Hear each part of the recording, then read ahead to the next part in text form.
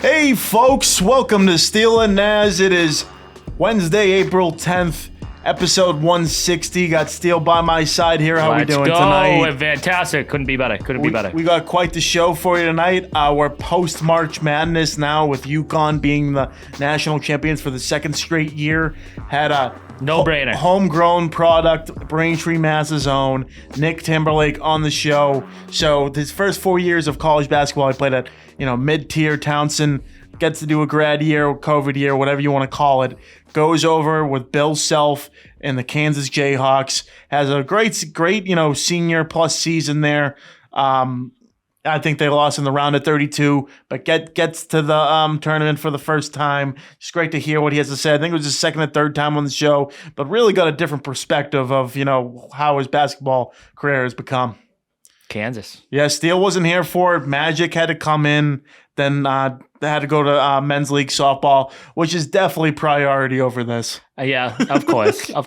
I just would have talked up UConn for fucking 45 minutes. Yeah. So. it wouldn't help too much. Yeah, we got a lot of other stuff on the table here. The Bruins cruising, maybe for a bruising in the first round. Are they going to play Tampa? We'll see. A little negative there. UFC 300, probably the best card in the history of Ultimate Fighting Championship. We'll have a little preview for that. Celtics in the first round. We're just going to discuss maybe some scenarios. Last week or whenever we recorded last, talking about the Red Sox, the Rays a little bit. We'll have a little bit of a baseball minute but there's been a little bit that's stirred me up, and Steele's off to a pretty good start here with his Yankees. We ride. Yeah, you're a Verdugo guy yet? Oh, yeah. No, World Series might be on. Yeah. And then, took a couple of days, but NFL draft, we'll get into it more probably next week. But, draft is coming. Are the Pats, sold at taking a quarterback at number 3? They're going to trade back. We'll see how it goes. Right now, we're going to hand it off to Nick Timberlake, Braintree, Mass's own, Kansas Jayhawks basketball, Braintree Wamp. Towson, whatever their mascot is. Maryland, maybe. I think they're the Tigers. Towson Tigers would be a great mascot. It makes sense. Yeah, we'll leave it on Nick Timberlake. Right. Here we go. We're now joined by Braintree, Mass faithful, legend in those parts. Braintree High School, went to prep school, moved his way to Towson University for 4 years, and then he just did a graduate year with the Kansas Jayhawks. Nick, how are we doing today? We talked to you last year while you were on Towson. There's got to be a lot more that conspired after that. So what's going on, man? Yeah, thanks for having me again. Definitely a big change from Towson, that's for sure. Oh, yeah, from there to Lawrence, Kansas. I mean, just tell me, your first interactions going, onto the campus as an actual student itself. Because it definitely wasn't the same thing as Towson, good program, but Kansas was an all-time program. Oh, yeah. I mean, even when I came on my recruiting visit, that was probably the first time I was really wowed.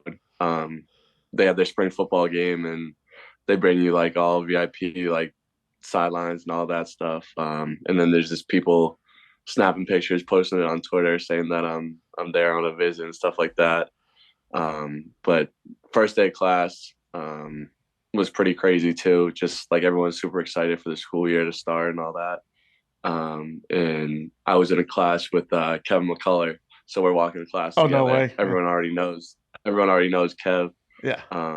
And I'm just next to him, and they're like, "Oh shit, Nick Timberlake, that's you too!" And everyone's asking for pictures on the way to class. It's a different world out here. Wow. I went to college with a buddy who is from Kansas and diehard Kansas Jayhawk guy growing up, and the way he talked about Kansas basketball was the way we talk about the Celtics, the Bruins. It's everything over there. Was there I don't know, once you saw how big the fan base was, and I know you're a basketball fan throughout, but was there added pressure? Was it how great were they, and how was the pressure itself? Yeah, I mean, there's obviously pressure coming when you come here. I mean, I knew that when I decided to commit here. But, I mean, the fans, they treat you great. And like you said, it's literally the way we treat the Pats, Celtics, Bruins, Red Sox. All they have out here is the Chiefs and the Jayhawks. So, literally the first like wow moment was we had an exhibition game against a D2 school out here, and there's 17,000 people at the game. That's an exhibition game before the season even started, before it even means anything. It's as big as the Garden. Around during warm-ups. I'm looking around in warm-ups like we're not even playing anyone. We're playing a D2 team in this place. Like you can't find an empty seat. Wow, that's nuts. Even like watching it on, like seeing the Mario Chalmers of the world back in the day. Even could go on like many Kansas guys like throughout. Was there a lot Name a couple? Yeah, was there a lot of alumni coming back? Yeah, for sure. Yeah. I mean, they did their little. I don't know if you know what the TBT is, the basketball tournament. Yeah, they do over the summer. Yep. Kansas had a team last year. So the Morris twins were the coaches. Oh, Marcus Markeith. Yeah. So they were here a lot. Svi, who's with the Celtics right now, was here a lot. Oh, yeah. Wayne Selden, who's from Roxbury. Roxbury, yeah. He played probably a handful of years ago, yeah.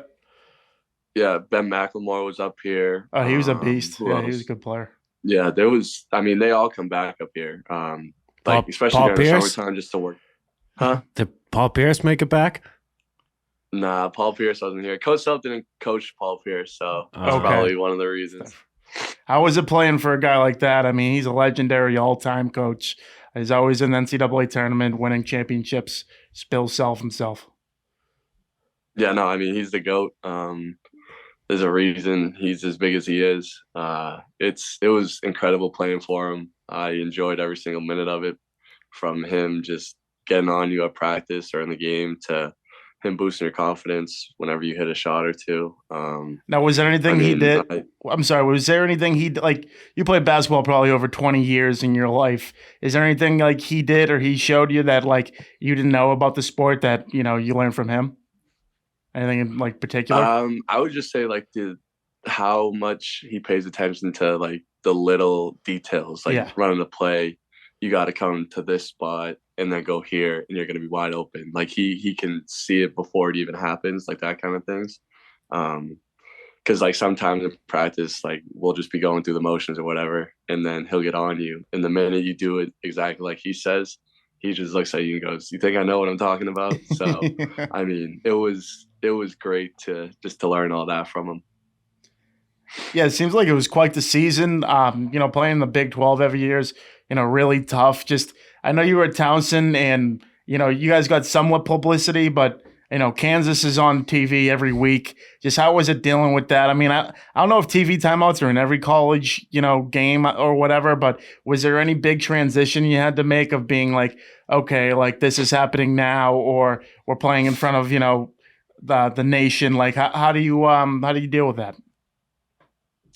Yeah, I mean, there's TV timeouts in every level of college basketball, but I mean, when you're here, the TV timeouts are a little bit longer, just because there's real commercials and it's on like ESPN or CBS or something like that. So you get a little bit more rest during those times. But I mean, other than that, there's just cameras everywhere. Like you can't really get away with anything on the court. If they go and review it, there's some angle that you didn't even know existed that they can pull up. So, I mean, just all that kind of stuff was crazy to see. Best time of the year, March Madness comes in, just because you never qualified when you went to Townsend. You go to Kansas. I know you guys didn't win the conference tournament, but you got an at-large bid. Just tell me what it was like watching. You probably watched a selection show with the team, right? Or if not, just tell me that instance there and how exciting that was to finally get your opportunity to get in the big dance. Yeah, all the guys are together with the whole coaching staff. They do like a little like lunch before it breaks, and then we're all watching it on TV. And I mean, no one really knows like where you're gonna go, where you're gonna end up. We thought Coach Self might have had like some sort of in on like where exactly we were going. But he was like, no, I legitimately have no idea. And then we see our name get called and we're going to Salt Lake City playing against Sanford. So it was exciting to see it come across the TV. I think that'd be like the craziest part for me, because like all these regions have like locations, months out, but like you finally realize where you're actually going. I mean, you obviously want to, see who you're playing, but it's like, all right, we're going to Salt Lake City. We're in Kansas. I don't know if just say Boston College made the tournament. It's like, all right, we made the tournament, but we're going to go all the way to Sacramento, California. Like it's kind of crazy to me how that's like a factor itself. Yeah, it is pretty crazy. I mean, they kind of do it like for regions in a way, and then other times it's just like super random. I mean, UNC this year their first game was in Charlotte, and then the rest of the games were all on the West Coast. So, I mean, it just depends on where you get selected. Yeah, but, we ended up. No, I was gonna say, don't get me started with the hockey, the national championship. So, Denver was the 1 seed in theirs, and then they played UMass, and the game was in Springfield. So the team who had the lowest seed was the home team. I was like, oh, that's crazy. Yeah, and then wasn't BU sent out to like somewhere super random? Yeah, it was like it might have been like Missouri, which is crazy for like a hockey town, probably right near you guys a little bit. Yeah, that is nuts. On the show, what you were saying with the the locations. So going to Salt Lake City, just like what was your anticipation going into the game? I mean, I really didn't know anything about it. I mean, they do a good job of just like getting you to your venue and stuff. I mean, it's police escort the minute you get off the plane to practice, to the gym, back to the hotel. So that stuff is all pretty nuts. And then obviously, like you get to the hotel, as soon as you get selected, you're starting to prepare for who you're playing. And that was obviously Stanford, which was a hell of a game. And I mean, it's just like nothing you like can even imagine, really.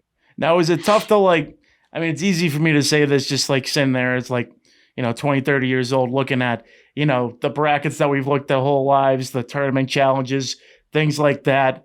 A lot of people pick Stanford to beat you guys. Was there any extra motivation going into that game? Yeah, I mean, there definitely was. I mean, we understood why. We kind of shorthanded for a little bit of the season. And then obviously our main dude, or one of our main dudes, goes down with a really tournament ending injury that he was kind of fighting through the whole time. Kid's tough as nails, and then he just couldn't do any more on it, which sucked for everyone. But I mean, the whole season we kind of was just like next man up mentality. We were fighting through injuries a lot. But I mean, I understood why people had us as an upset, but it's cool on paper, and then you actually get out there and they performed to a top level. So it ended up being a great game. What would have happened? I don't. The stupid question, probably. Well, if you get bounced first round, I mean, for you personally, like just finally making it to that level, would that have crushed your soul a little bit, or is it kind of like whatever? I made it. You made it to the big. You made it to the big game. Yeah, it would have hurt a lot if we are upset the first round, especially just coming here and having as big of a name as Kansas. It definitely would have hurt. I mean, you struck with your, arguably best game of your Jayhawks career. You had 19 points. It seemed like they need some guys to step up who, haven't played a lot. I know you played, decent amount during the year, but just tell me how you were able to find success in that game. Yeah, I mean, just playing, forgetting about everything in the past, and it's a whole new season. I mean, we talk about it as 4 seasons. Just preseason when we play like non-conference teams, those little tournaments you do, and then the Big 12 season comes around, and then Big 12 postseason tournament, and then after that is March Madness. So we just kind of look at it like that, and then just forget, clean slate, and go out there and hoop. I say now, I know you've done it 1,000 times going to hoop, but when it gets down there, when it goes to the last couple minutes because the game was close, like how do you find somewhere, like I'm thinking everyone on the court's nervous, but who's going to deliver? Like how do you find a way to deliver? Yeah, I mean, you kind of really just, honestly kind of just black out, just block everything out, everyone in there wanted us to lose. So, I mean, I think we had like 4,000 Kansas fans, if that. And then 16,000 people were booing us every time we got the ball. But, I mean, we had it's going to fuel you a little bit. It's going to fuel you. Oh, yeah, for sure. But, I mean, we had a veteran savvy group, a lot of guys with a lot of experience in college. So that kind of helped us out and just getting one stop at a time. Now, I'll show Magic after the interview, but I got to ask about the foul, maybe block. What do you think of the play? I think they made the right call. I didn't make the call. You didn't make the call. So I can't really. I mean, right after I got interviewed right after the game, and I still hadn't seen the replay or anything. Yeah. And at the time, I legitimately thought I got fouled, and I get up on the podium. They're like, "What'd you think?" I was like, "Oh, I got fouled." And then I'm just getting ripped on the internet. I was gonna say, how is that backlash? It has to be you just gotta turn off the phone for a little bit. Oh yeah, I mean everyone's tweeting about it because it was the last game on Friday night, so everyone's watching. Everyone wants Kansas to lose, and then I get 2 free throws, hit them both, and they got to go down and make a tough shot. But I mean, again, I didn't make the call. It was just like the girl from Iowa the other night when she got the illegal screen. She went up on the podium. Hey, they made the right call. They made the right call there. I think they made the right call both ways. Whether there's some bias in one of them or not, I was rooting for Kansas. I was rooting for you. But going free throw wise, I mean, I play my fair share of rec league basketball, but trying to hit a couple free throws in a row with everyone watching, it's got to be a little bit of pressure. Oh, it definitely is. Yeah. I mean, you're not really thinking of anything else. You're kind of just thinking, all right, let me hit these 2 and then just kind of run back on defense. I mean, that was probably the loudest boo that I've ever heard personally, for myself. It was deafening loud.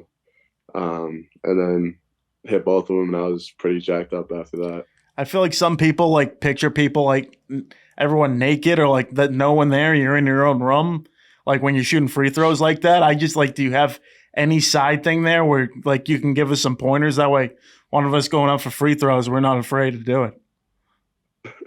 I mean, just you've done it a million times, pretty much, and then you have. I haven't. Yeah. For me personally, yeah. We ain't hitting. We're not hitting them. Get there, do your routine, and just take a deep breath and let it go. Did you happen to watch that Barstool video where they had to hit however fucking many free throws in a row it was? Yeah, I did see that. That was pretty. Sometimes I feel like that might have been more, in a way, more pressure. That for those guys that are just normal guys, they'll never feel that kind of pressure ever again. I'm sure because they probably didn't think they were getting out of that gym. Yeah, with what Portnoy had to hit the last one or something. Especially him, he couldn't hit shit. It's a tough game. It's tough. Yeah, but I can't even envision literally being in a stadium full of 17,000 boos. That takes balls. I don't care how many free throws you've practiced. No, it's and the fact that everyone in the stadium saw the replay too, so it got even louder. That's a good point. That's extra hate on those boos. You gotta the villain role. Sure. You easily had a villain role that night, and you delivered. Oh, easily. Yeah. Especially after. Yeah, I had one. Do you feel like a new man after a year at Kansas? I feel like you're a little more swaggy on this episode than the previous ones. You feel leveled up. I don't know if you're noticing that, Nas, but I think it's Magic's perspective. Am I right? Am I right on that, or am I wrong? I mean, I guess so. I'm leaving here saying I play for Kansas. I mean, last year I was at Towson, and I mean, great school. I loved it. But I mean, there's nothing like playing at Kansas. Yeah, I would agree. What do you think? Especially just being you guys know too from being at home. You never hear of anyone coming out here. Oh, hell no. Yeah, it's pretty cool.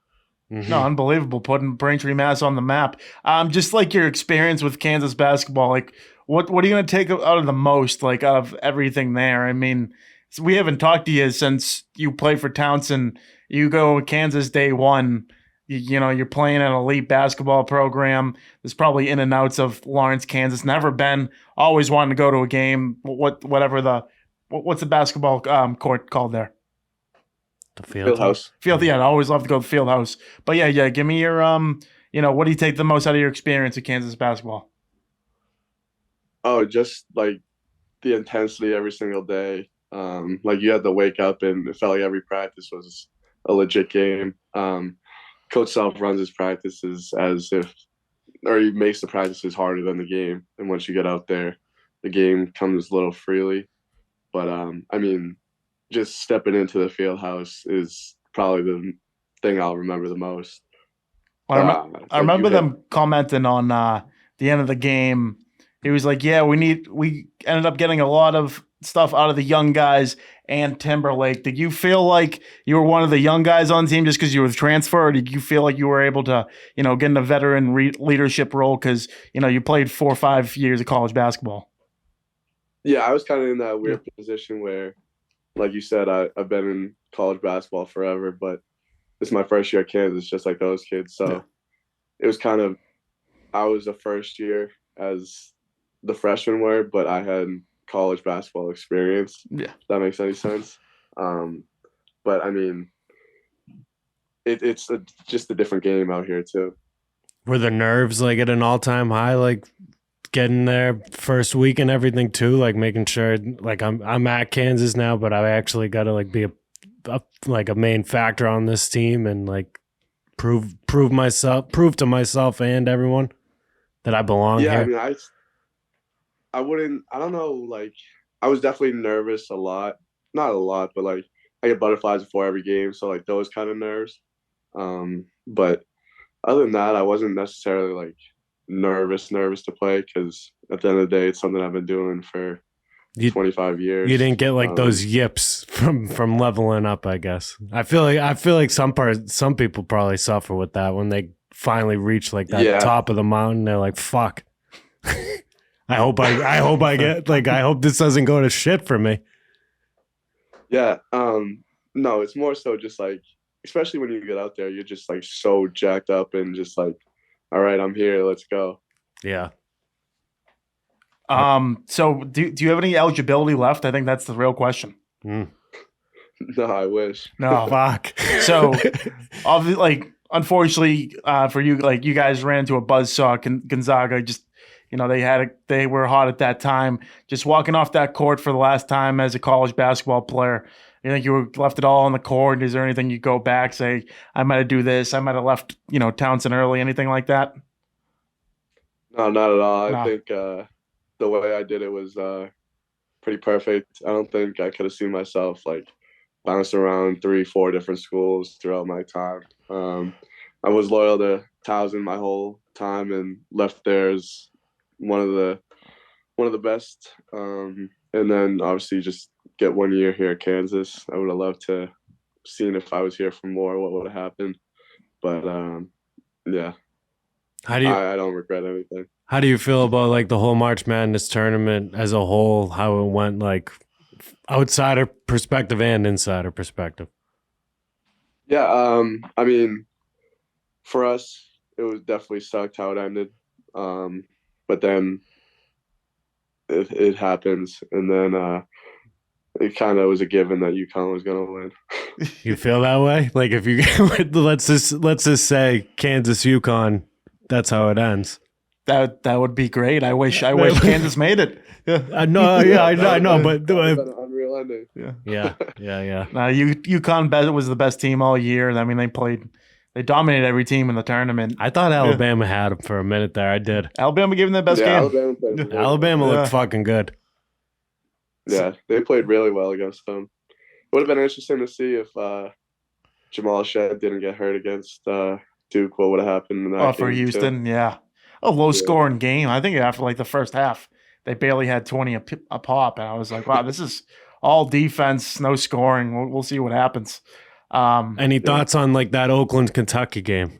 Does that do you watch that and think like say you were like Townsend did make the tourney, and that was you just hitting those threes, lights out, and having the fucking game of your life. Overnight celebrity. Yeah. No one knows who this dude is. Yeah, that's what you dream when you're at a mid-major, just hoping to beat the big dog. Oh, I picked Kentucky to win. I was gonna say you got smoked. It was. I loved watching. I love a fucking good upset. I'm glad like that didn't happen to you guys first round, but there really is nothing better than a story like that. It was crazy. Like he couldn't miss. He just didn't miss. Yeah, it's beautiful. It's a beautiful thing. It's why college basketball it's another level. I got to hit the heartfelt question presented by the law offices of Patrick J. Foley right now. Heartfelt question of the night. If you were to look back, like, I don't know, say like 7 years ago playing for Braintree High, maybe that, math is right. Would you, even think that you would be on the court as a Kansas Jayhawk? Oh, no. No. What did you envision? Yeah. Just playing college basketball and hopefully making the tournament as a 16 seed. I hear you. Hell yeah. That's great. Well, you got as a four. I never even thought I would have some of the coaches who called me last year wanted me to come play for them. That's exactly what me and my dad would say after every call we had. Just like, oh my God, this school called. Like, can you imagine being at Braintree High and having this happen? And it's crazy. I know you got your shining moment though. That tournament game, man. You put on a show and you got the call at the end of the game. Hit the big free throws in the spot, man. And good for you, man. I'm sure I'm not the only one from the South Shore to say everyone was watching, rooting for Kansas there. Yeah, no, I appreciate that. Do you have any next steps? Is basketball still gonna happen, or what are you thinking next? Yeah, no. Now I'm trying to figure out an agent, and then test the waters here, and then if not, I'll be playing overseas somewhere next year. Hell yeah, let's go. We had Anthony Green, who's a friend. He played at North Quincy High. Played in Australia for a little bit. He said there was tarantulas in his house. So if you do go down in Australia, just like beware. But we have a guy on the podcast who loves Australia, and I'm not saying Australia's a bad place. I'm just saying a lot of animals. Yeah. Yeah, my roommate right now is from Melbourne, and he was telling us crazy stories of stuff that he sees just on a regular day basis. Oh no shit! I think overseas. I think overseas is a better place to play these days. Yeah, it depends. Like, I think, just looking outside perspective, like, would you rather be like the 15th guy on a roster, not making as much money as like the first or second guy overseas on an overseas team? Personally, no. Yeah, I don't know. I don't. Yeah, it would be cool to have my name on an NBA jersey. But that's for sure. I'd rather be playing. Be in the video games and everything. Well, do they still make a NCAA basketball video games? No, they haven't. They're supposedly coming back with the football one. I hope it happens, but we'll see about that. So your future, you're just looking at teams. You're about to hire an agent. Aren't you an agent at Magic? I am. I'm a former agent. I don't even know what for. I wish I could help you with this. I'll put out some feelers. See where we can land you. Appreciate it. But we definitely, when you do make that call, we need to talk to you for that. We need to have you on before you go wherever you're going. For sure. I have two more questions here. So here's one from, I have to give a shout out to the Slight Edge Fitness Performance, 101 French Avenue. That's their question of the night. If you played rec league basketball and you were down by 40 points and they were still pressing, what would you do? I need to know. I didn't do this, but one of my friends might have. Say it again. So if you're down by like 40 points in a rec league game and the other team's still pressing, is that fair? Like, what would you do? Oh, I would be pissed. They're winning and they're pressing me the whole time. Yeah, you're down 40. Who's down 40? The team pressing? No, the team that's losing, that's passing in the ball. Yes. And the other team who's pressing is up by 40 points on you. Yeah.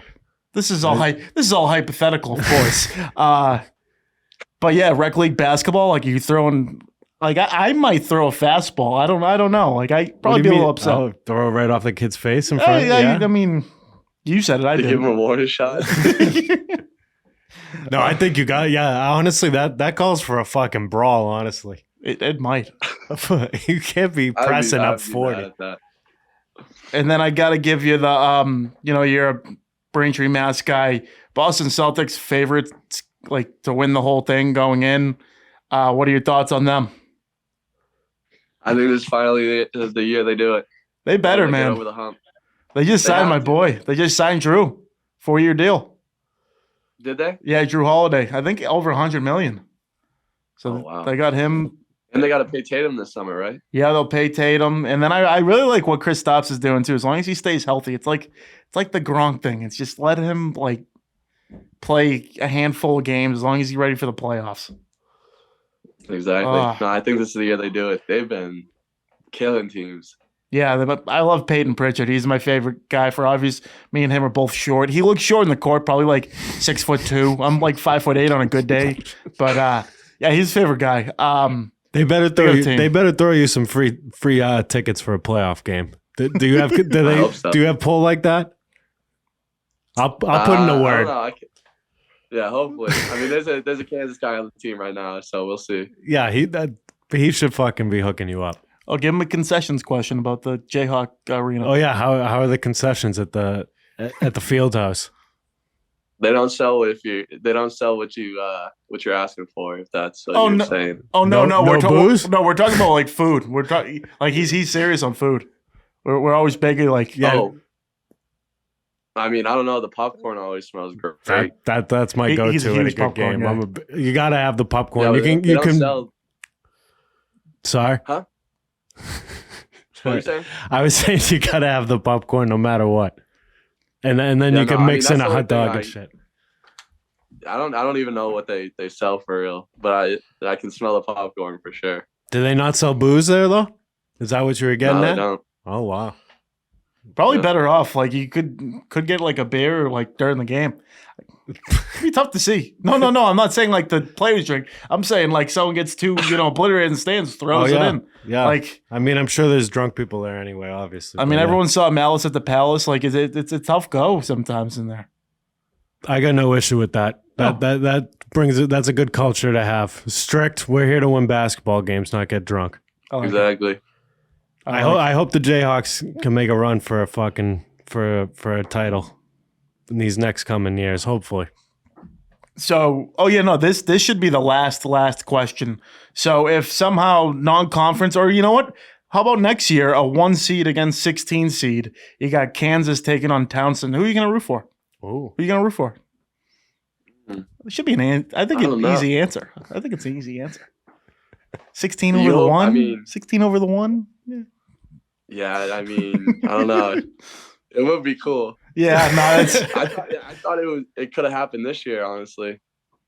With who? I thought they had a good chance to try to get in, but came up short. Oh, damn. That would have been nuts, though. Did they get to the final? I don't know. Huh? Did they get to the final of the conference tournament? No, they lost at the buzzer. Oh, in man. the semifinal. Oof. Yeah. Oh, so right there. Jeez. Yep. Who represented that? I'm trying to remember. Is that CAA or is that Charleston? Yeah, Charleston played Alabama. Oh yeah, I was in Charleston last month. They get rocking for that basketball team down there. So, yeah, it's a nice. They sell out like every game. It's nuts down there. Yeah, it's a nice city. My buddy's apartment was right next to their baseball field. They sold out the game like in March. So yeah, want to go see a good game? Go down to College of Charleston. See a good game? Go to Lawrence, Kansas. Yes. Jayhawk Fieldhouse. Yes. Nick Timberlake, always a pleasure, my man. Welcome on anytime. And congratulations with all your success. And we're very interested to see what happens. Yeah, thank you guys again. Keep it up, man. Keep it. Appreciate it. Thanks. And that was Kansas Jayhawks, Braintree, Mass's own Nick Timberlake. Great to get him back on the show. Seemed like he's experienced a lot. It definitely was a foul. The one where we asked about that. Did you remember seeing that where he versus Sanford at the end of the game? He got fouled. Big controversial. Maybe foul, yes. maybe no foul call. Yes. Sunk, ball didn't lie. Nailed 2 free throws at the end of the game. Really took it in. Big win. Asked him about, if there was any extra eggs since people were taking Stanford in their brackets. Of course, there was. He didn't really come out fully with it, but respect it, man. Gave his props to UConn and is looking in the future of hiring an agent and possibly playing overseas. Hey, who knows? An show NBA shot. Yeah. G League. Wish you did another year eligibility. Run it back. Yeah, run it back. UConn 3-peat. That's what I'm talking about. Yeah, I would say we're going to UConn. I don't really know. But a lot of stuff on the horizon today. I got the retro Steel and Naz show in here. Oh, yes. No Anton screaming F-bombs or calling you know what's. Yeah, you don't got to watch the volume as much. Yeah. I'm not gonna go down the list and shit on everyone because I think he's the only one that's rightfully due. So I'll leave it at that. Razier? No way. The Bruins, our year. 79 games in, they're 3 points ahead of the Panthers. So with 3 games left, if the season ended today, they would be playing a team that's won the Cup 2 of the last 3 seasons, I believe, in the Tampa Bay Lightning. I don't know if we like that. I think they're down to like 2 out of 2. No? Yes? 2 out of Avalanche in there? Or like 2 out of 4? 2 out of 4. Okay, 2 out of 4. Who won last? I'm trying to who won? Golden Knights. Golden Knights. Okay, they beat. Yeah, you're right. And it was the Avalanche before that, I believe. Yeah, they went to 3 in a row though. Basically, what we're saying is Tampa's washed. Fuck them. Bruins in 6. Bruins in 6. Yeah. To see it play out here, I think either way, the Eastern Conference is stacked. So if you don't play Tampa, you would play the Maple Leafs. I think they would stand a stronger chance against the Maple Leafs. But then, if you somehow hop the Rangers, who the Rangers are probably going to win the President's Trophy, you'll be playing the Capitals, who are kind of, a couple teams fighting here with the Penguins, the Red Wings, even the Flyers got a chance here. Just seems like, if you did 1 through 8 seeds, you would not be playing the Tampa Bay Lightning. Yeah, but you're not playing. There isn't a good matchup in that 8 list of teams. They're an easy one, I should say. Yeah, those are all fucking really good teams. And we all thought, it was kind of an easier matchup last year. Playing Florida, fucked around, lost in 7. I think I'd rather play the Leafs solely because of the goalie. Vasilevsky kind of scares me because he should as a Bruins fan. Yeah, but that's what I would mainly be afraid of. Just their experience. They've been there, they've done that. The Bruins, not really. Besides, your Pasternaks, your Marchands, not really playoff proven. And the last couple of years haven't been good. 2 straight first round exits. Pasternak's had another great year, around 50 goals, 60 assists. And then there's a lot of unsung heroes. Charlie Coyle probably had the best year of his career this year, sitting at 25 goals. There's a bunch of them. Yeah, Zacha, who was a disappointment in the first half of the season, definitely is almost, if he gets one more here in the last 3 games, he breaks 20. Frederick. Yeah, Geeky. Frederick, Geeky. Geeky, huge pickup. 16 goals? Yeah, so huge pickup. You got here, let's see. So 1, 2, you got at least 10 guys in double-digit goals. If you were to tell me that was going to happen at the beginning of the season, I would laugh at you. And Heinen. Yeah. Resurrection. Stud. The resurrection of Heinen. Yeah, what a great comeback for him. Unbelievable. It's great to see, but I just want to see the Bruins take a step in the playoffs. I'd like for them to win a series. We'll do our playoff predictions next week as we officially see one. But I would not like a first round with Tampa, especially how it works out. Dropping one at home, going on the road, and then what are they going to do with these goalies? What do you think they're going to do with these goalies? You're gonna have to. Well, you're just gonna have to try one of them. Do you think you think a platoon? You think one gets one, Sway gets the first, Ullmark gets second, back and forth, because it kind of was the Ullmark's playing iffy, Swayman's playing good. Now it's kind of changed of Ullmark's kind of playing the better hockey right now, and Swayman's I think they've been doing that all year, and I don't particularly like that move in the playoffs. I'm not for that in the playoffs, but if you're doing that all year, I kind of don't think you should stray from what you're doing all year. I agree, and Because then you have him play multiple games. He's not used to playing multiple games. Then if he sucks in one of those multiple games, you bring in a Swayman who's colder, or vice versa, whichever the way it goes. So I think the way they're just ready and game ready and mentally there, like going 1-for-1 might be the better option. yeah, I just see from last season that like. I know it's weird. Yeah, like, I've never said that before. Olmark was hurt, played all 6 games, first 6 games. Then they panicked at the end, played Swayman 7. Not that it was a big difference in 7. I think Swayman played decent, but you could have made a switch there. Like, what if they go, okay, Swayman, you get game 1, Olmark, you get game 2, and then do they do the same thing for 3 and 4? And then they make a pick. They're like, okay, whoever's hot. Are they going to say whoever's hotter gets game 5, or are they just going to keep rotating? I mean, you can do that. I mean, Yeah. look at the fucking Panthers. That series changed when they brought in Bobrovsky. Yeah. Like, you can't be like, you don't have to old school it where it's like just one goalie the whole fucking playoffs. I don't think that needs to be done. What you do with their system, I'm not really sure though, because like they weren't gonna bring in Bobrovsky. The other guy just sucked. So like they were like, all right, put in the $10 million goalie. Yeah, just because Like, we have a different system than that. just because you got $500 in chips doesn't mean you got to put it all on 12. yeah. You know, like I think that it's as easy as saying that. And, 46, 18, and 15, that's a hell of a damn record. Last year, obviously, was unbelievable. And I think the expectation of them not being, last year, of course, there was no expectation of that. This year, you lose 2 of your top players that you've had the last 15, 20 seasons, and you're able to, do somewhat of replicating last year. I know they're not going to get 135 points. It's replicating. Like, Yeah. obviously not to the T of like, Yeah. but you're Wins. right there at the top. You're still one of the premier teams in the NHL. I think a lot of them learned something too from last year, especially Coach Montgomery there. I think Monty is going to have a better game plan for whoever they play. Just scary, man. You play, Lightning, a team with talent. I will say if they did play Toronto, I don't think they're going to play Toronto the way it's going to finish out. But I think that I think they would beat them in like 5 games. Yeah, well, one thing about comparing it to all like the playoffs and stuff of last year is like it gets forgotten here because of like the joke job it was, which it was. Not defending it, but like Florida's good. Florida's very good. like Florida's still right there with you this year. Florida didn't just beat us and then fizzle away. They literally went to the Stanley Cup final. And they, Like around here, it was just like we had the best fucking team on earth.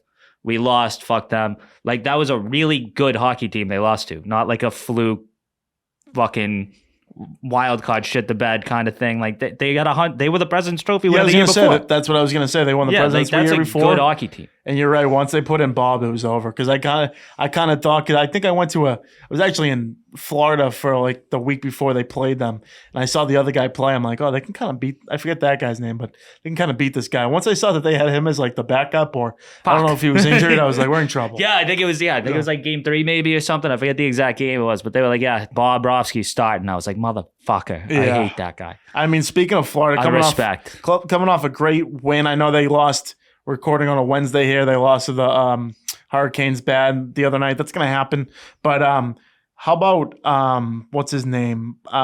Jesper Boqvist, is that it? Yeah, Boqvist. That game-winning goal. Stud. Like they haven't done that all season. They haven't put it where they need to put it to finish out a game, and that's what happened. I think he's my favorite fourth liner since Corrali. Wow, Love him. I loved Curtis. Was that last Love year? him. Curtis Lazar. I was big on him. Lazar was good. Nosek was a great gamer back there too, Oh, wow. but he kind of moved up to the third line. But Yeah, no, he's a great player, great grinder. Bruins have been known to kind of have like a nice, solid, gritty fourth Fourth line gets you there. Oh, yeah. JVR, 11 goals, just plants his ass. I know he's not on. I got to look at their, paired lines right now. What are you looking at on, lines on the Bruins right now? They're really going crazy on the defensive pairings, kind of. They're mixing up a bit. Okay. So, I mean, right now you got Heinen, Zacha, Pasternak. So they're really spreading the Marchands and Pasternaks to different lines.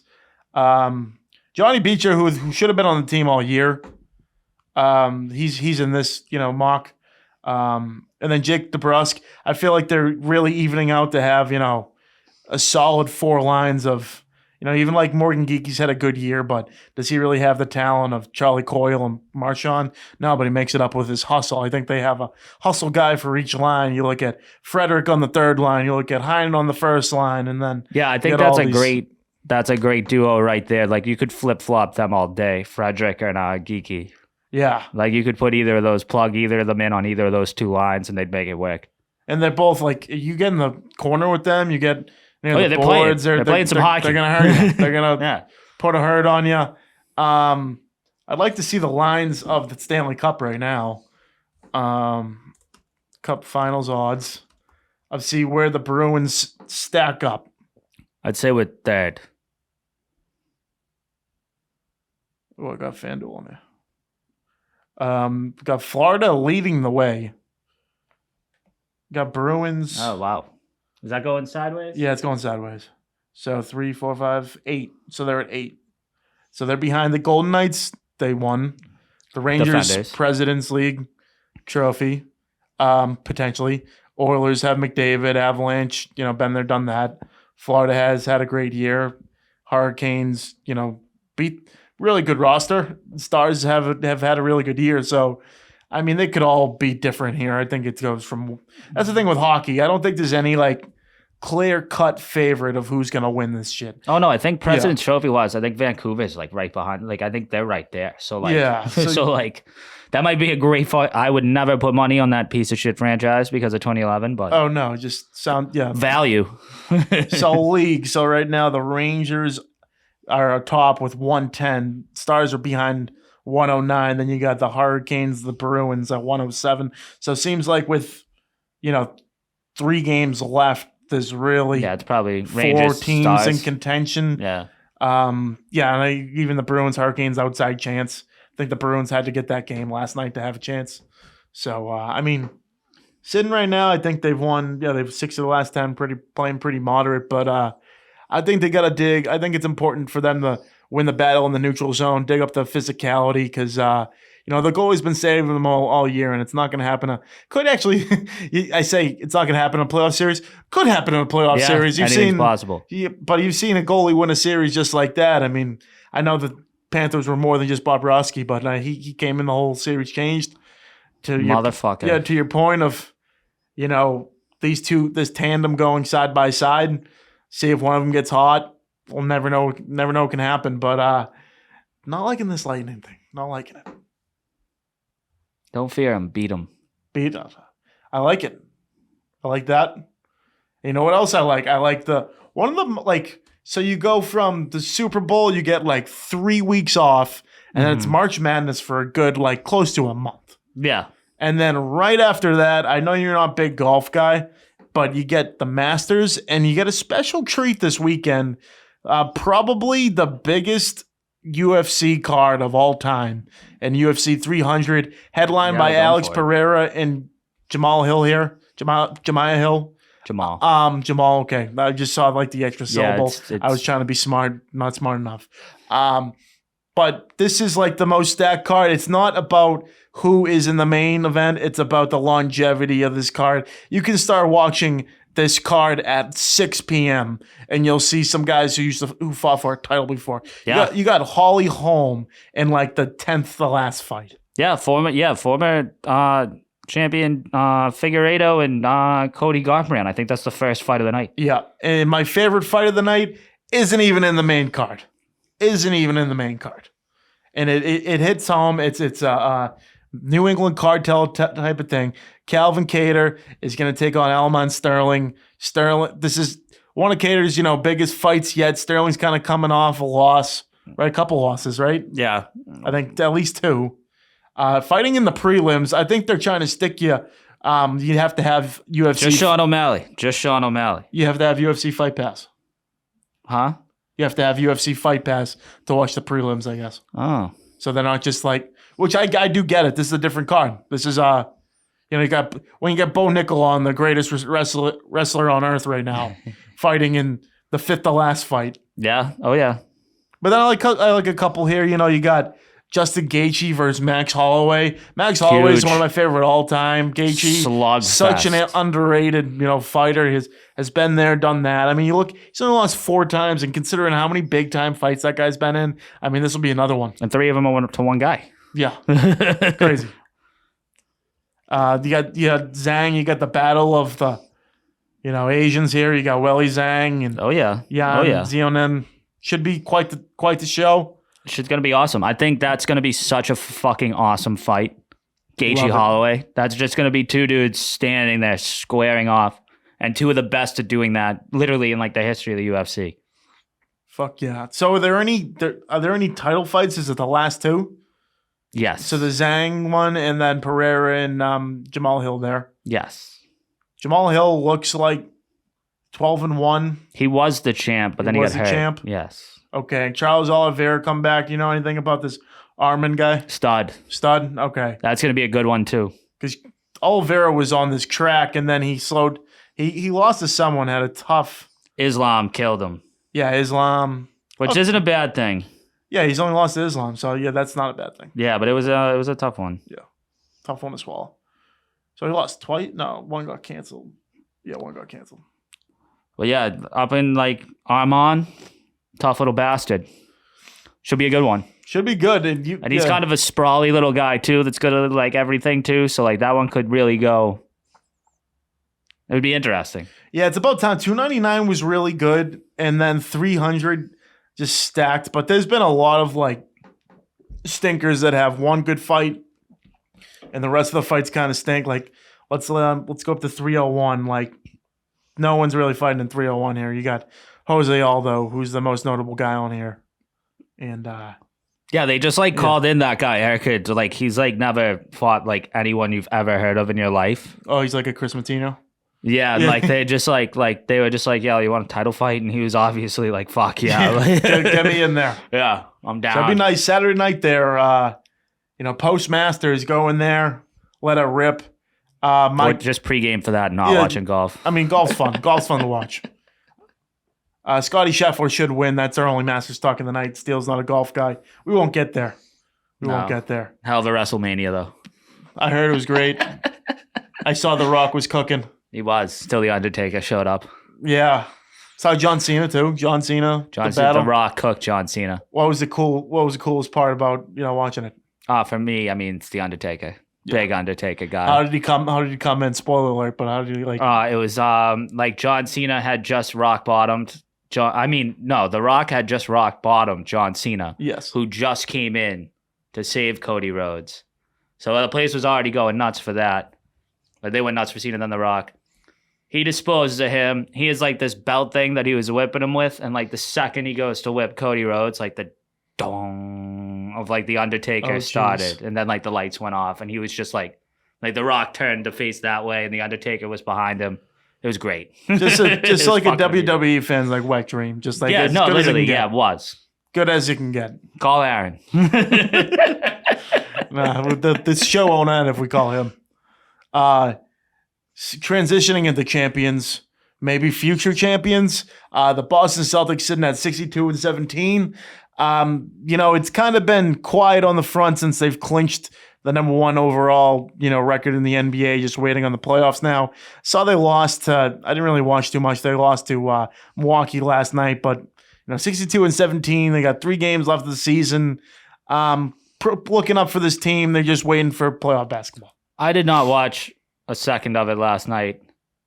First team in NBA history to not attempt a free throw last night. Yeah, which means the What the refs- fuck is that? Yeah, the refs like, got paid. what is that? The refs got paid. What is that? There was not one foul on a shot.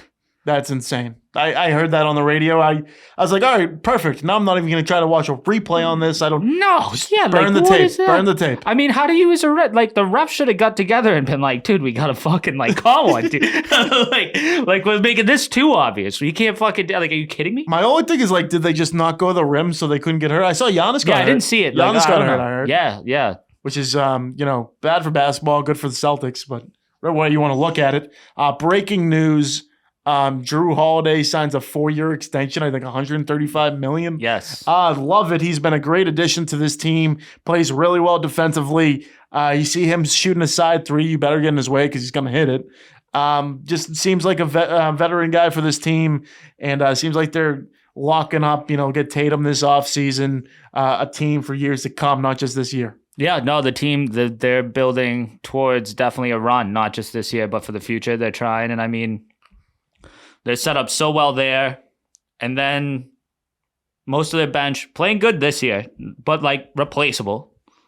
No one's really back there. And you look at all the trades they made. They played Memphis a couple months ago. Marcus Smart comes in street clothes, doesn't play. The Blazers come in last weekend. Robert Williams and who's the other guy they traded?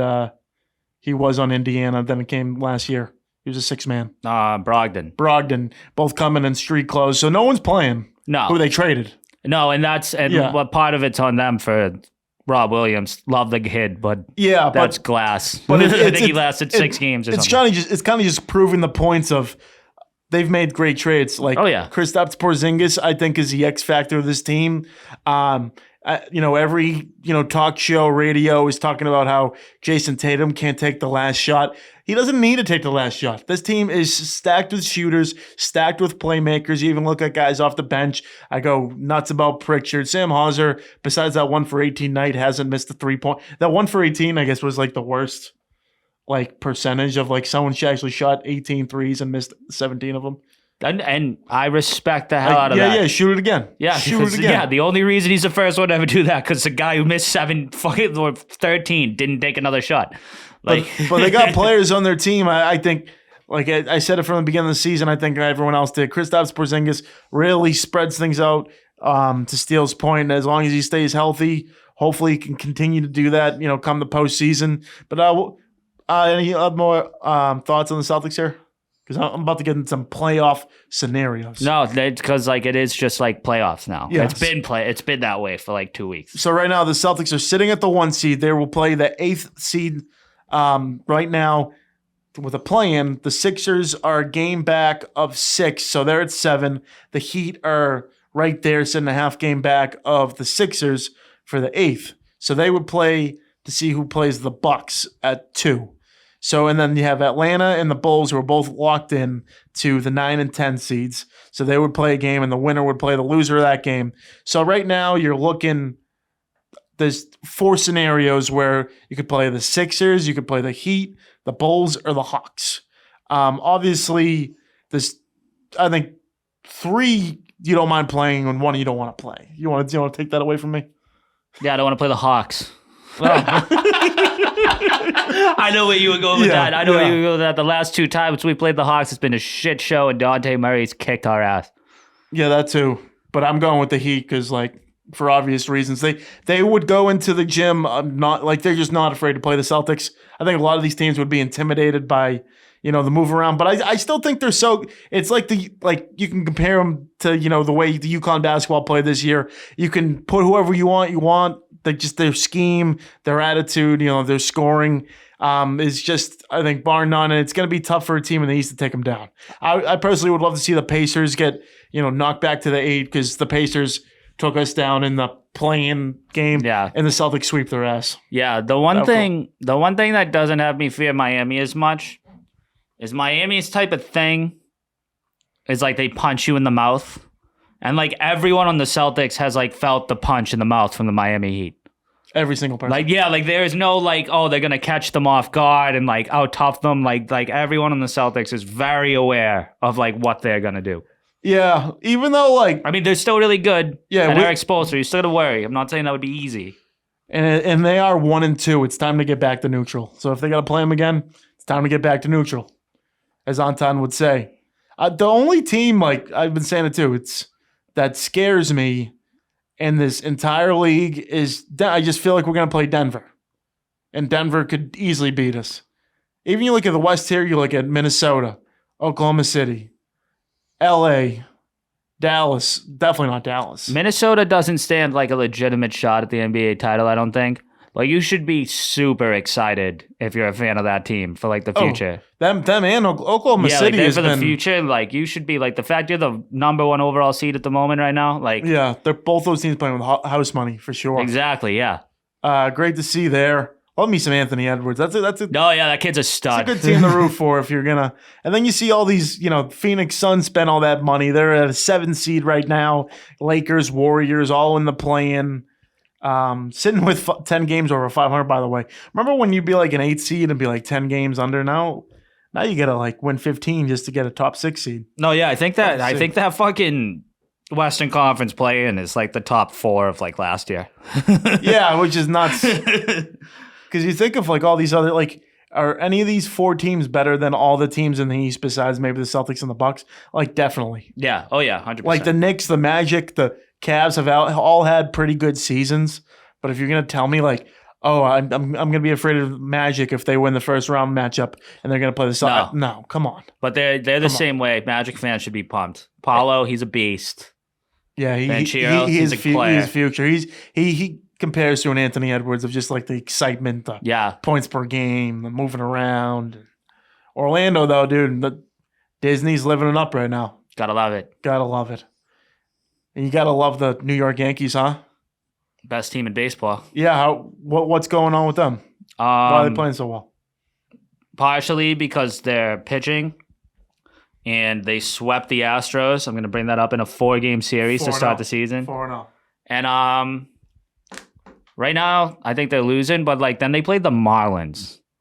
And the Marlins are going to be really fucking bad this year. Yeah, they started 0-9. It was the first time a team started. They're 1-11 right now. Yeah, like that is a bad baseball team. I don't think their Oakland A's bad because I saw when you guys played them and they had like 13 errors in like 2 games or some fucking crazy stat like that. So they're not that bad. No, it literally reminded me of like a Little League game when watching that. Yeah. The Red Sox, I think they scored their first 3 runs in the first game off like 5 errors. And then like yesterday it came out Trevor Story's going to be out for the season with a shoulder injury, which is not surprising. They're going to play like David Hamilton, someone who like it has no experience playing, shortstop with is a huge position. Yeah. He's hit one of those guys like Jacoby for me or something. Like he went down like you didn't expect to have Trevor Story this year. No, he's doing the Chris Sale. Like he just like, oh yeah, I'm ready to go, healthy as ever been, boom, done. Yeah, exactly. Yeah, like if you thought you were gonna have like a comeback season from Trevor Story this year, like I don't know what you're smoking, Red Sox. And I just don't know when you're. I mean, it's unfair for me to say this, but when you're just so injury prone like that, and there's a ball in the hole, and you're thinking, yeah, maybe my shoulder can't pop out. How about making some business decisions? Being, yeah, maybe don't fucking dive for the ball. Yeah, hey, I mean it's tough. I mean you're a shortstop. That's all you know. Yeah, now they're talking about our center fielder who they're talking about is this great center fielder. Tremendous. He's very fast, but his track the balls have been awful. People are hyping him up as this. I'm talking about Rafaela. Couldn't fucking tell you. Yeah, don't care. Don't Juan care. Soto's incredible. Juan Soto, incredible. So The judge ain't even hot yet. Rafaela, they signed him to an 8-year, $50 million deal. 8-year, $50 million deal. So he could really suck, but he makes $50 million. Or he could be nasty and he's only getting paid $50 million. That's the sport of baseball. But tonight he's over 3 with 2 Ks, batting 194, batting 9th in the lineup. That's what I'm saying. Yankees are doing what they're doing right now. Judge ain't even hot yet. Tyler O'Neill just going to be the Adam Duvall of last year. Probably hit like 30 home runs. Maybe have a chance at the All-Star team. And then sign, a decent contract next year with someone else. Yeah. Jarren Duran is just fast, but a loser. Yeah, like a walking temper tantrum. Like he dropped the ball yesterday during his post-game interviews was saying how bad he sucked. Like just saying like how much he's a loser. Get it out in April. Yeah, I just don't know what they're doing with this team, and the wounds continue to come and come. I understand what it's like to be. I guess we have the championships that like for the last since 2004, but like a Mets fan, man, like it's tough. It's tough out here right now. It was great the opening day, home opener. They had the 04 Red Sox. Johnny Damon was fucking wasted. It was Happens. Great. Jim Beam brought his A game. Yeah. Went into the booth. Kevin Millar, The great boys. stuff. They did. It was really tear jerky too. They actually did a great job. Tim Wakefield's kids like throughout the first pitch and everything. Love Team that. was behind them. Yeah, it definitely choked you up watching it. But it's good. They're gonna have another shitty season. It's gonna suck. But it's like they're not like the Patriots. The Patriots like no one else, but got some memories to go back on rather than what's going to happen this season. I guess that's the comparison there. Okay. Whatever floats your boat, dude. You got like 6 months left of talking yourself into it, so you got plenty of time. 7-4, dude. Sitting in second there place. It is. There it is. Sitting in second place. Nah.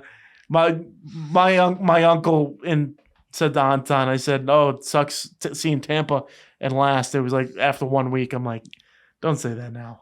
Please don't. Yeah, it's extremely. They're gonna early. come on. They're gonna come on. Hopefully not. They won't score around the playoffs, but they're gonna. Yeah, come on. yeah. They'll somehow get there between fucking sidearm assholes in their bullpen and whatever. Yeah, surprising we're ending with football since that's usually our front runner here at Steel and Naz. Draft coming in a couple weeks. Sitting still at the number 3 pick. I think the consensus, I'll speak for me, has been I think just Drake May is going to the Patriots and we have to deal with it. I've thought it's a bad idea from the start, but I'm trying to just like watch more video and just like accept it because I think that's just what's going to happen. And I would rather them, go for it, trying to get a quarterback in the top 3 rather than trading back and getting a quarterback later in the first round. So that's my only okay, if you're going to do it, do it. Would love Jaden Daniels. Don't know if that's going to happen. I'm gonna hold out for that until it fucking doesn't happen. What, Jaden Daniels? Jaden Daniels, yeah. That's what I'm hoping for. That's what I think they should do. That's what I want. I think the whole JJ McCarthy in the first 5 picks is stupid. I don't think he's proved enough to where he should be even a first round draft pick. He was great at Michigan, don't get me wrong, but he had a team around him. Jaden Daniels had the stats to back it up. Yeah, he did have a team around him, but he won the damn Heisman Trophy. They're projecting Bo Nix and even Michael Penix. I think Michael Penix is really getting underlooked. And draft. Yeah, he'll be a great pick for whoever takes him. Yeah, I think he could be like from what they're saying. Yeah, from what they're saying, like an early second round pick. And I'm like, I don't know. And then when you look at the Patriots' second round pick, they're at like pick 34. Like at that point, since you're not going to take an early first round receiver, like what's the point of taking a second round receiver when you're already missing on the first 6 or 7 who are probably going to go in the first round? Why not go with the offensive tackle that you need? Yeah, no, that's what I think. I think they're gonna take the quarterback and then kind of go like full Patriots. Yeah, I think for the rest of the draft, because which is fine because this team, like in the past, you're trying to plug like this hole or that hole to like make this great team like even greater. Like this team just needs fucking help. Yeah, like take fucking like you don't got to be flashy in this draft other than the first pick and like a quarterback, obviously. Like, get just like what do you think is what you can build the team around to make it better. That's what I mean. And the whole rah-rah fans of, I'm trying to be competitive next year. Like, how realistic is that? Like, how realistic is it that this team is? They brought all the leaders back to be like, okay, we're going to fit in a culture here. Maybe it will help us win a little bit more games than we're supposed to. And then work from there, work with this potential rookie quarterback coming in. And then, plug in some options in the draft. I still think the T. Higgins, trade that should definitely still be on the table. I don't know, like how they would, maneuver that or whatever. But sitting there with the receiving core they have right now, you can't put anything on the rookie quarterback this year. No, nothing. Yeah. No. Like whichever quarterback they take, I will not have a hot take about him for next season. It's honestly at this point, all about attitude. When you saw Mac Jones with like the negative attitude there, and I get it's tough. He's a competitor. Your colors come out sometime. But like, I think that's all that matters this year of whoever's under center is when things go bad, how do you respond? And I'm not even talking about in the game in general. Like, how do you learn from something? How do you just not be a prick to people? Just be a locker room guy. They're looking for a locker room guy at the quarterback. Yeah. Fucking, you know what I mean? Come on now. Yeah. Hold it down. And then I don't think we've been on the airwaves since the Bills are eventually, like their dynasty is officially over. Just lost Stephon Diggs. Almost as good as their 90s dynasty. Yeah. Like really good dynasty. Didn't come with a championship. Came with a bunch of, Coors Lights and Buffalo Wings probably. Yeah, no, had a hell of a run.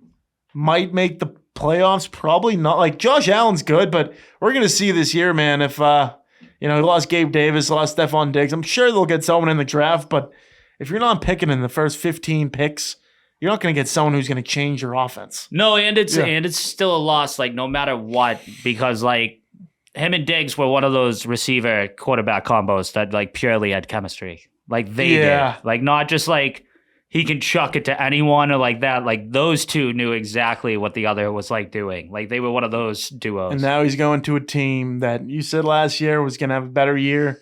This year, I could see the AFC title game. I could see him going that far. I'm talking about the Houston Texans. Steele was right. CJ Stroud, you bring in Joe Mixon, running back core there. Damian Pierce right behind him. And then you have Called it. Tank Dell. You have Stephon Diggs. You have Dalton Schultz at tight end. Nico Collins. I mean, It's a good team. CJ, as long as the guys are protecting you up front, there should be no excuses this year, man. Honestly, plus 1,000 to win MVP, I think, right now. Might pull it. I like that. You think they like to get, new names in the conversation, not just give it to Mahomes every year? Yeah. Lamar had a good season. Don't get me wrong, but he won that by default. That came down to like the last meaningful Yeah. game. Pretty much, yeah. Like Brock Purdy had it for a second, and I love Brock Purdy, but come on now, he's not MVP. He's not Fuck an outta here. MVP. Yeah, he was on the best team. McCaffrey should have probably been the MVP. Respectfully. Yeah. Yes. So episode 160, man, I want to give a big shout out to Slide Edge Fitness and Performance at 101 French Avenue. Kind of getting away from, the winter seasons. If you're still trying to work on that bod, going into, the beach season itself, get to Craig Kelly, get over there, man, and get a nice little consultation. Oh, yeah. Clean it up. Or if you're Beach season. trying to get a slight edge in the competition, it's there for you. Also, a big shout out to the law office of Patrick J. Foley. Had a big fundraiser last week at JJ Foley's itself, raising money for the special needs sports of Quincy, Mass. Something like that. Great fundraiser. Yeah, great fundraiser. I saw 1 million people were there, and great to see from Patrick. Anything else on the table? Want to give a big shout out to Nick Timberlake for coming on. What do you think, Steele? What else you got? Nothing too much. Nothing too much. Anyone else? We want the cup. Want the cup? It's coming. Masters coming up. So who are we picking in the Masters? I got Xander Schauffele, but I think Scotty Scheffler's going to win So why didn't you pick him? because he's the favorite. And, Yeah, it's no fun. it's I not, get that. it's no fun. I get that. Yeah. Okay. Should be good. Should be a good one. Tiger Woods playing. He's even payout to make the cut. I love it. Yeah, we'll see what happens. We'll see. But what maybe happens. not. He always bugs out. I don't know, though. It's a fun one to root for because then you're always watching him and you're like, all right, can he make the cut? Can he not do it? Yeah. Good luck. We'll see. 160 in the books. We'll see you next time. Peace. Yep. The new year is almost here, and if you're looking to shed off some holiday pounds before beach season, well, look no further and head on down to Slide Edge Fitness and Performance, located at 101 French Avenue in Braintree, Massachusetts. Owned and operated by our guy, Quincy legend, Craig Kelly. You will be assured that you are getting the best training around. They believe in only the highest standards of physical fitness training and have been leading the charge at their state-of-the-art fitness facility since 2020. Their staff is actively enriching the lives of members and creating a community of like-minded people who love being healthy and strong. They are helping you to get in shape and teaching you how to maintain your health and fitness.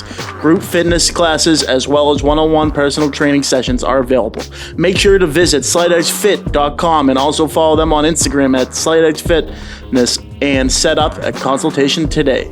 If you're looking to get back in shape or trying to get a slight edge on the competition, this gym is for you. Check out Slide Edge Fitness and Performance, located at 101 French Avenue in Braintree, Massachusetts, and tell them the boys from Steele and Naz sent you.